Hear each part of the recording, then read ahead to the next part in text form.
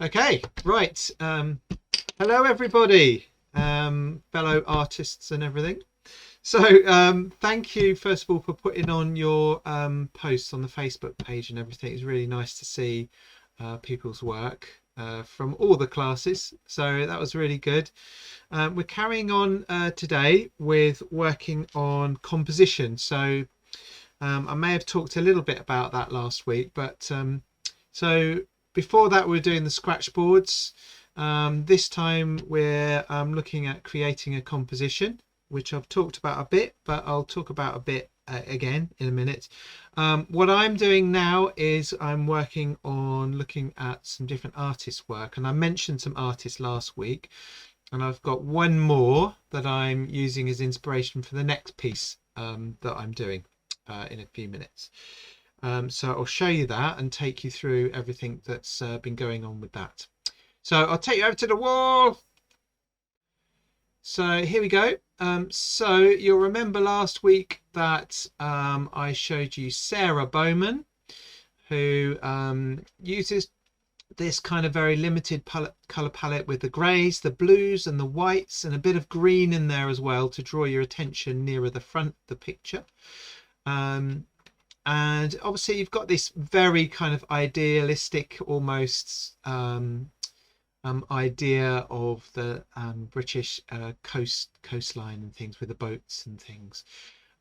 Lots of layering of different techniques and colour, so you've got this almost like a stippling effect towards the front there on the bench. You can see that's very soft brush strokes, and the plants and the pots. So what we're trying to do right now is create a composition of our own, which might mean getting hold of a photograph of a window to view through, and then also you've got the different pots and vases. So I've posted some of these things onto the website for you, so you can use those, or onto the shared drive I should say. You can use those, or you can use some images that you might have of your own. Indeed, some people have taken their own photographs and used those as part of what we're doing.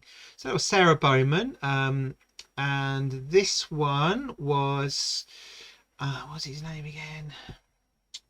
Charles Levier, I think his name is. Yes, Charles Levier, who was it's called a cubist artist, but I don't feel he's particularly cubist, but he's got this again very muted color scheme, almost like pastels I suppose, dominating the picture. You've got these blues, greys, and then you've got these orangey yellows, and then some accents of other colors for the flowers. So again, another idea of inspiration for creating your own composition as well.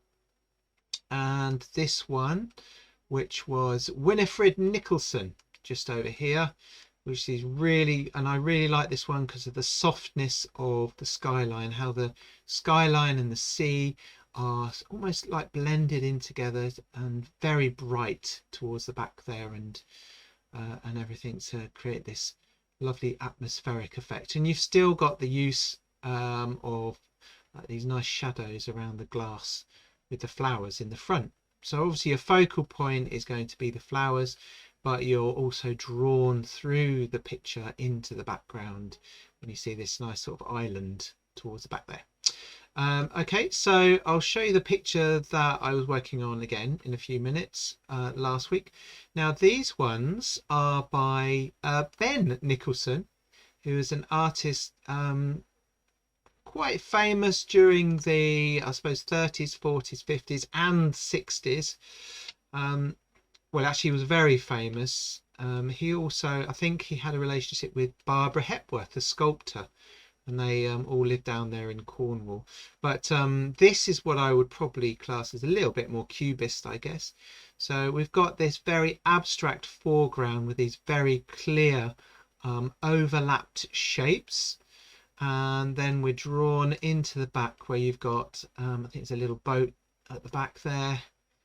Yeah, there's a little boat, some houses, and this lovely textured hillside with these lovely greens and things on there as well. So that was one of his pictures that I've been looking at today. just put that one over there for a moment. And then this one, another one where you've got he's broken the image down into very simplistic shapes, I suppose. But obviously you can still tell what the things are. So you've got this mug and perhaps a bowl just behind it with a Union Jack kind of flag on it. And then at the back again, you've got all these lovely boats. A lot of the artists living down there in Cornwall were inspired by a local fisherman who became an artist called Alfred Wallace, and he just painted ships and things from memory, but they were very what's called a naive style of painting. So there was, it was simplified and perhaps didn't adhere to the normal rules of perspective and painting things accurately. It was more about detail and memory, and the artists down in Cornwall at that time were very inspired by Alfred Wallace, an ex-fisherman who remembered all the different types of boats. So I've used that as inspiration. There's another one just here. I'm going to show you what I did today in just a moment. But here again, you've got a frame going around the outside. You've got cups in the foreground, not necessarily sitting up straight either. And then you've got these barns and a view that goes out towards the sea with very kind of geometric, if you like, abstract forms. But at the same time, you can kind of tell what's going on there. You can tell what they are. So I've used that as a bit of inspiration today. So I'm going to show you how I started off. So I started off with a few photographs of windows, so very similar to what we did last week. So I drew as a starting point, I drew the window frame out, and then I got some photographs like the ones we've been looking at recently of an urn, a mug in the middle there, and a teapot there on the right hand side, and I've let them overlap each other so that I could get this effect that we've been just talking about with Ben Nicholson. And then I've added some other details using the inspiration of the artist. So I've got some houses in the back there. I've got this cloud shape, blob sort of shape, and these curves that are appearing in the sky and on the objects themselves. I actually put the stripes in there. And the flowers, I took inspiration from Charles Levier's flowers that he used. So I drew the whole design out. If you prefer to, when you get to this, if you prefer to use a grid to draw out your window frame and everything accurately, then yes, that's great. Go ahead with that. And then obviously you can start putting things onto the window ledge and into the background. So this is about creating a design all of your own with the inspiration of some of the artists that I've just been talking about. So these pictures are on the website. I put them on there so you can have a closer look at them or even go and research them more a bit later. So once I'd done that, I then oh gosh, I've got to rotate this one around a little bit, I think. Rotate counterclockwise. No, second, let me just, it's got a bit, there we go. Let's just rotate that one. Transform. There we go. Right. Okay. All right, so once I've done that, looking at the way that Ben Nicholson uses his colours and indeed some of the other artists, I decided not to worry too much about what I'd put into the design, but more to think about how I wanted the feel of layering in the colours on this piece. So I decided that I'd like to use yellows mainly, perhaps with some browns and a touch of green as an accent in there as the main idea for the background colours. So I'm doing I'm doing something quite similar with this afterwards. Is I'm going to highlight areas and add shadows and darker areas to bring contrast into the picture after I've done these washes. So this was thin layers of acrylic paint over the top of the drawing to create this ground to work over. Okay, and then the next thing that I do is I start to paint it.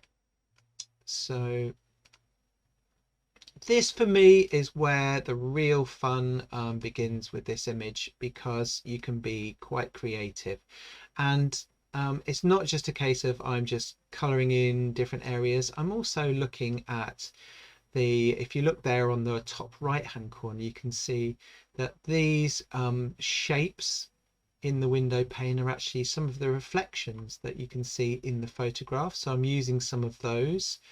I'm highlighting areas like on the urn down here. I'm highlighting the edge of the urn perhaps, and behind the kettle or behind the pot as well. And I've used a lighter color for the sky. So I've started to build up these shapes in order to create a picture that draws the eye into different parts. So obviously I'm starting by drawing attention to the objects in the foreground and then to the sky in the background there by using highlights and strong contrasting dark areas or shadows.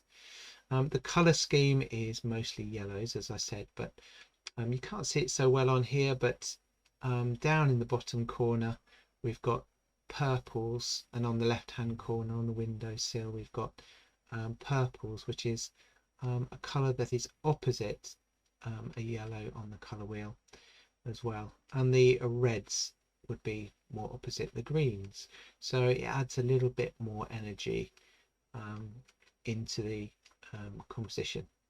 Okay, so this is what I'm hoping we could do today, or I'm going to do today. You may still be working on the stuff we were doing last week, but I'll show you those things right now on the table. So here is the picture that I worked on last week.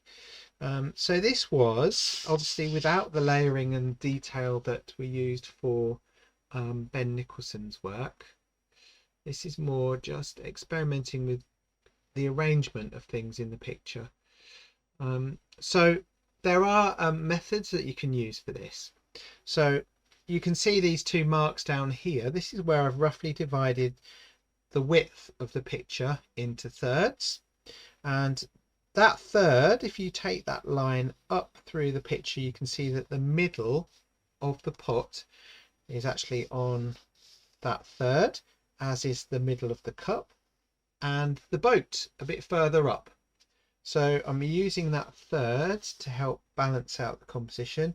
And if I divide it again, so if I take it to about a third like this, you take a line across there, you've got the middle of the pot and sort of top of the hillside here, and then this line is the horizon or the boat. So you've got crossing over lines of thirds joining the boat up there on the top right hand corner to help balance out the composition. When I painted the pots, I thought about where the light might be coming from, although the photographs themselves already had their own shadows and things on. Let me see if I can find the photos. Don't know if I've got them. I did have them.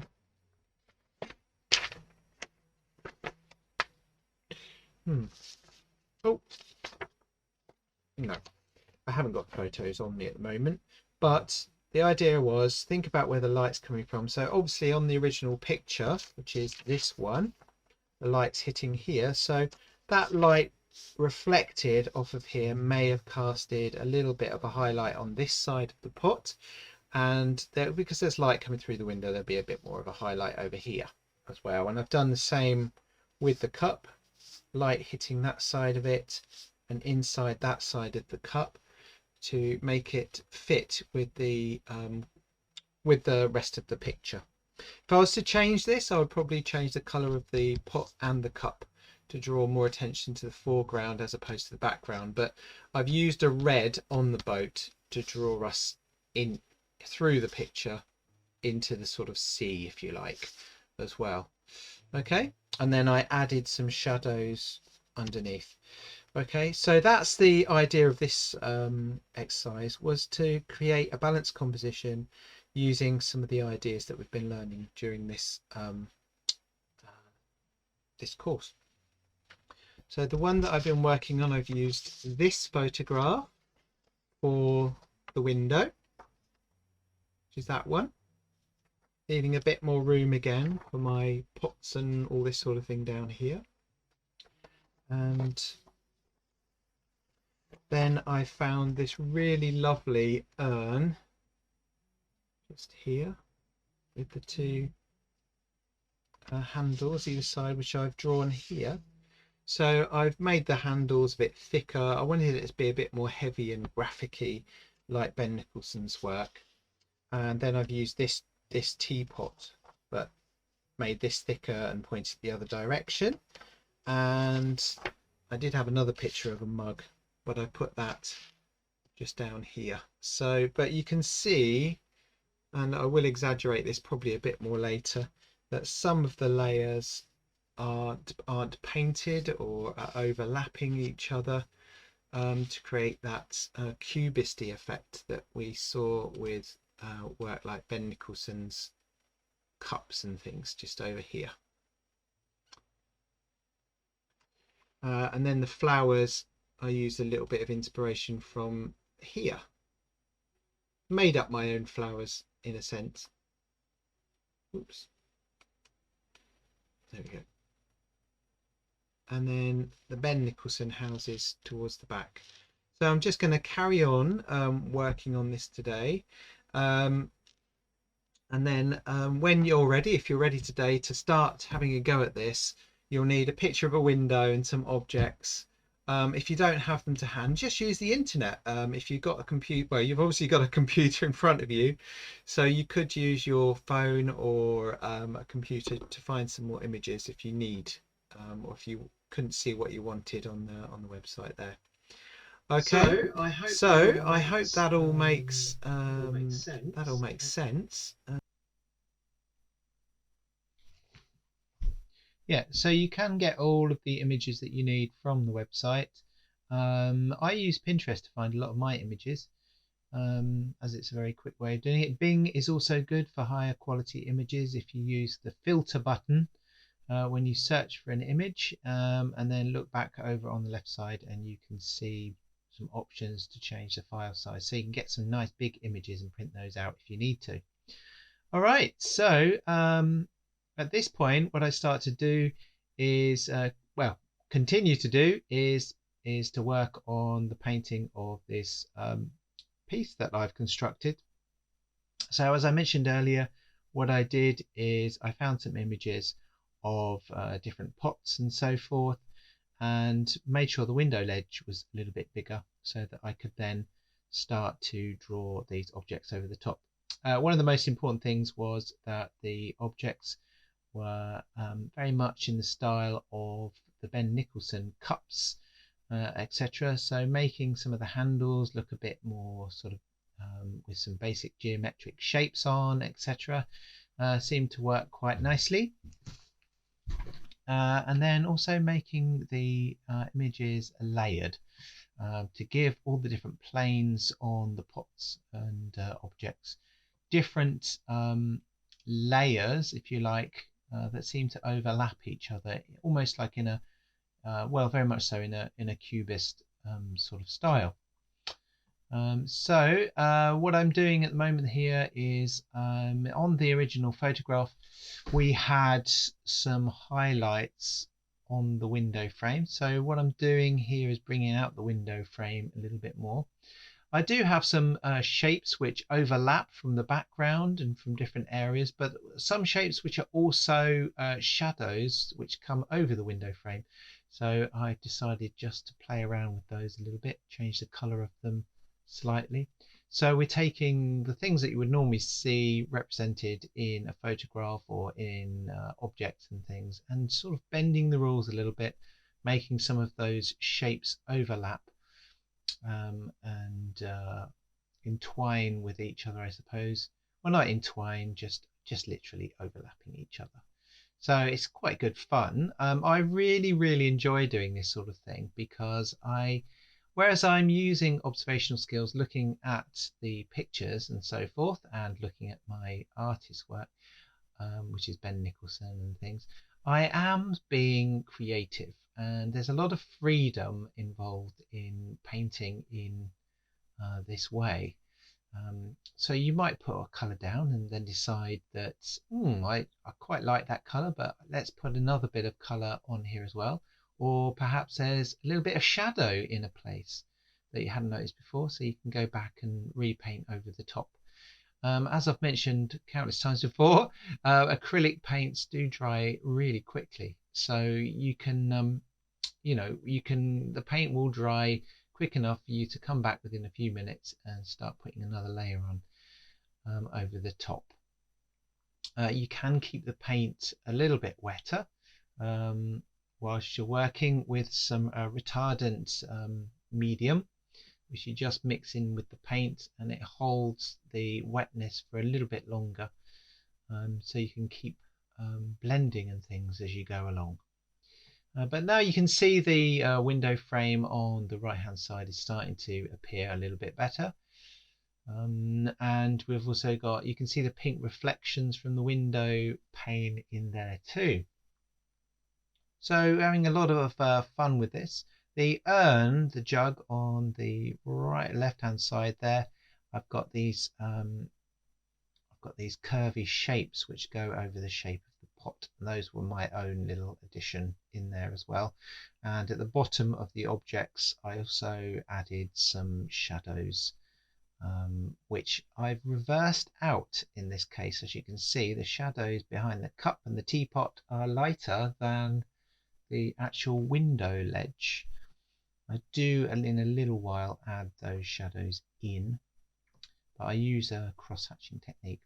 Now just up the top there, I've decided that I wanted to draw a bit more attention to the mountains at the back, so I've used just a bit of white on the horizon there, just to bring that out. And then now we're over onto the flowers. So I've used white and some, I think it was cadmium yellow, mixed those two together. They look a bit like lemons at the moment, but you'll see in a few minutes I start to add flower petals in. Here we go. So flower petals, quite bright actually. In fact, that is zinging at the moment, isn't it? It's a zinging colour that we've got there.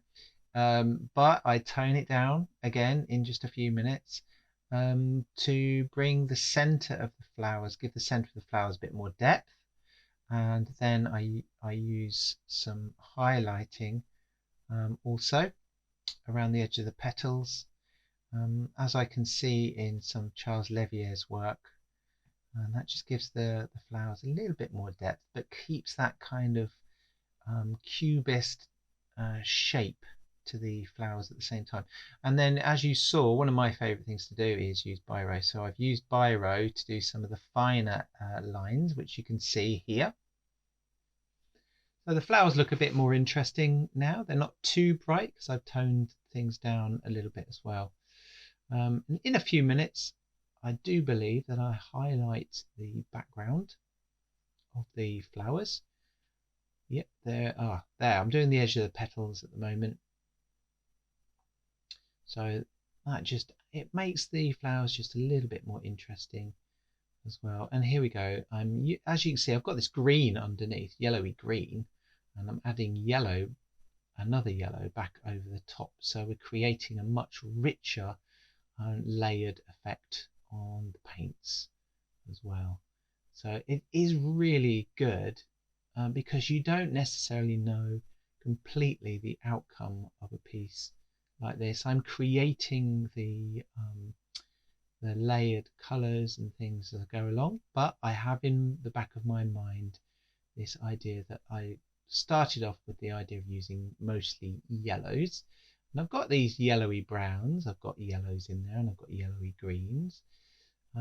So yes, diverted a little bit away from that, and I've got some pinks of course too, but a bit of contrast between pinks and perhaps the greens and yellows and the purples in there.